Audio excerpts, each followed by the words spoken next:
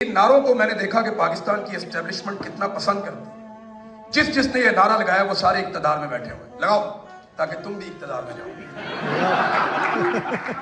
तो ये जो दहशतगर्दी है, ये जो दहशतगर्दी है, इसके पीछे वर्दी है। ये जो दहशतगर्दी है, इसके पीछे वर्दी है। ये जो दहशतगर्दी है, इसके पीछे वर्दी है। ये जो दहशतगर्दी है, इसके पीछे वर्दी है। ये कर्नल जनरल, ये कर्नल जनरल। अच्छा मैं ना ये कर्नल इन्हें जनरल, ये कर्नल जनरल, ये बलेरा जनरल। अच्छा मैं ना इसको मना कर देता, लेकिन फिर मैंने देखा ये बड़ा खुश होते हैं इन नारों से, क्योंकि जिन्होंने ये नारे लगाए वो आज सारे इक्तदार में बैठे हुए हैं। तो हो सकता है ये लगा रहे हैं, कल को ये भी बैठ के जाके इक्तदार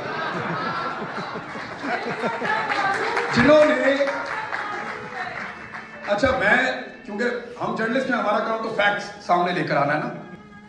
ये नारों वारों में हम नहीं मानते, हम तो अपना काम करते हैं। लेकिन इन नारों को मैंने देखा कि पाकिस्तान की एस्टेब्लिशमेंट कितना पसंद करती है।